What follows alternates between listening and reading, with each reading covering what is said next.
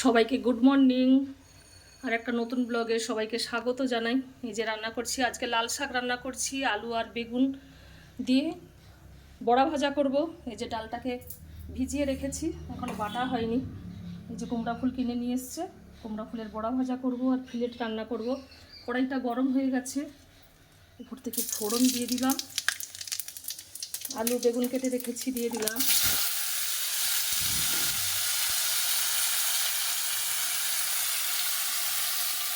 উপর থেকে পরিমাণ মতো একটু লবণ দিয়ে দিলাম।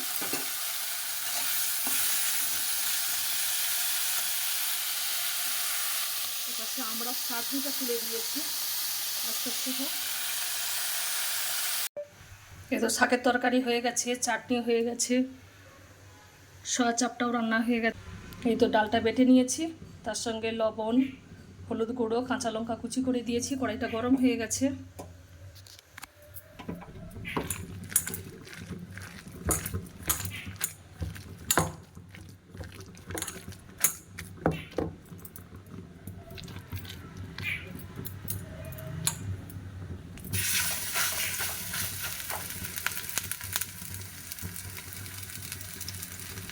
ভীষণ ভালোবাসি কুমড়ো ফুল বড়া ভাজা খেতে।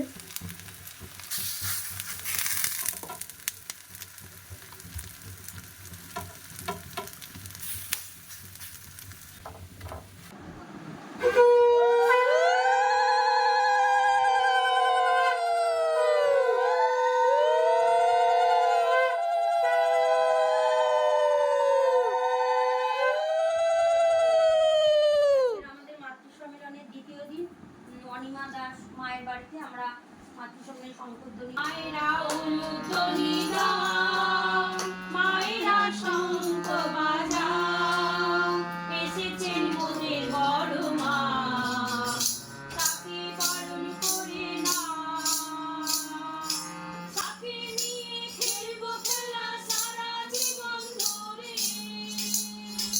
উঠবে যে ওই প্রাণের কোন সবার অন্তরে, তাকে নিয়ে খেলবো খেলা সারা জীবন ধরে, উঠবে যে ওই প্রাণের কোন সবার অন্তরে, তিনি যে বিশ্বপতি, তিনি অগতির গতি, তিনি যে বিশ্বপতি, তিনি অগতির গতি, তার নামে পৃথিবী ভরে জগৎ জীবনা, মায়েরা অনুধ্বনি দাও, মায়েরা শঙ্খ বাজাও।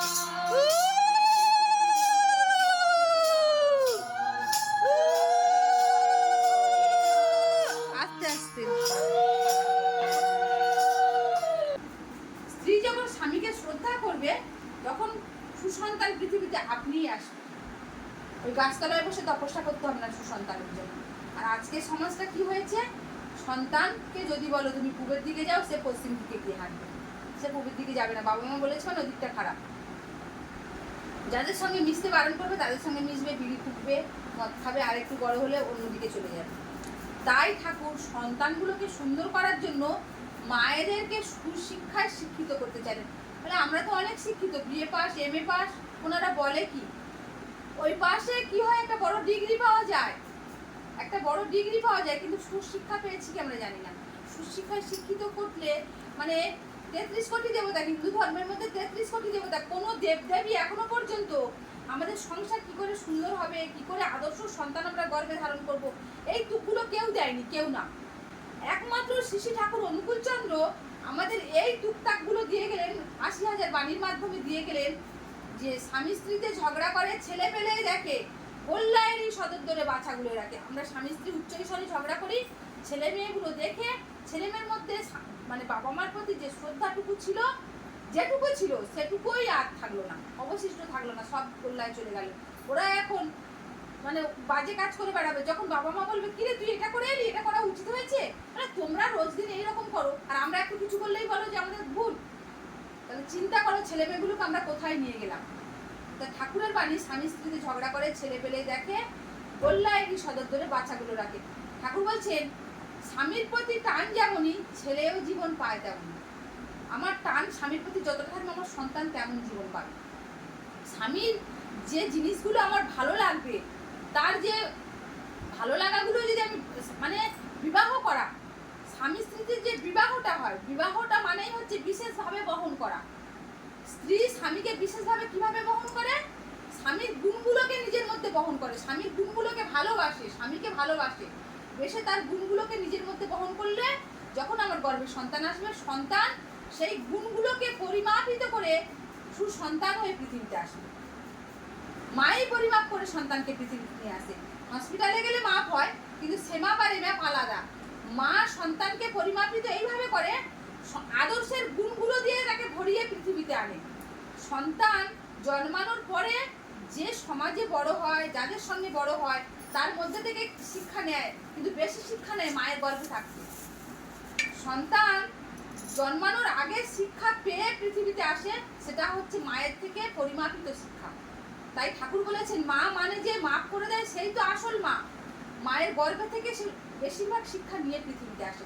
যে বড় মায়ের ঘরে, মোদেরই ঘরে, শাক বাজিয়ে উলুদে বরণ করে রে, শাক বাজিয়ে উলুদে বরণ করে রে, বড় মায়ের ঘরে, মোদেরই ঘরে, যে বড় মায়ের ঘরে, মোদেরই ঘরে।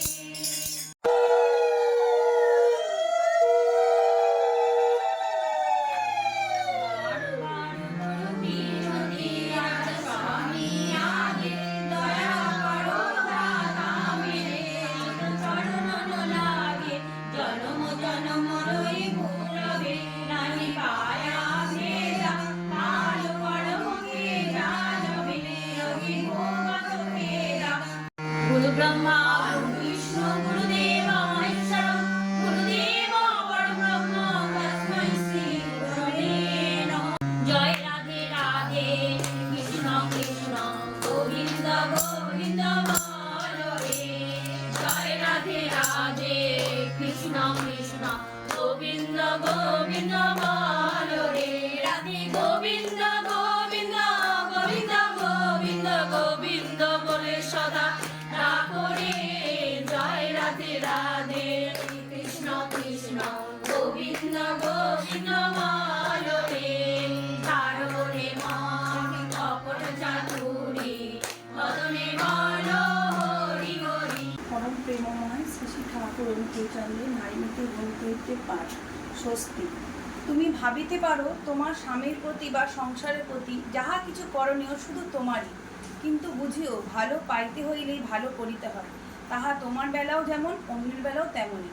তুমি যদি অন্যের মঙ্গলে যাহা কিছু করণীয় পাওয়ার আশা না রাখিয়া যতদূর সম্ভব উদ্বেগ শূন্য করিয়া যাইতে পারো, দেখিবে পাওয়ার জন্য তোমাকে আর আঁকুপাকু করিতে হইবে না।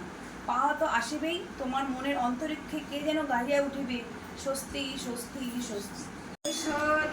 বন্দে পুরুষোত্তমম বন্দে পুরুষোত্তমম বন্দে পুরুষোত্তমম বন্দে পুরুষোত্তমম বন্দে পুরুষোত্তমম। পরম প্রেমময় শ্রী শ্রী ঠাকুর অনুকূল চন্দ্র জি কি জয়। পরম প্রেমময় শ্রী শ্রী ঠাকুর অনুকূল চন্দ্র জি কি জয়। পরম প্রেমময় শ্রী শ্রী ঠাকুর অনুকূল চন্দ্র জি কি জয়। ধর্মরাধা জগৎ জননী বরমা কি জয়। ধর্মরাধা জগৎ জননী বরমা কি জয়। ধর্মরাধা জগৎ জননী বরমা কি জয়। পরম পূজ্য পাদ শ্রী শ্রী বর্ধা কি জয়। পরম পূজ্য পাদ শ্রী শ্রী বর্ধা কি জয়। পরম পূজ্য পাদ শ্রী শ্রী বর্ধা কি জয়। পরম পূজ্য পাদ শ্রী শ্রী আচার্য দেব কি জয়। পরম পূজ্য পাদ শ্রী শ্রী আচার্য দেব কি জয়। পরম পূজ্য পাদ শ্রী শ্রী আচার্য দেব কি জয়। পরম প্রেমময় শ্রী শ্রী ঠাকুর অনুকূল চন্দ্র জি কি জয়। পরমার মাতৃ সম্মিলন কি জয়। শ্রাবণ পরিক্রমা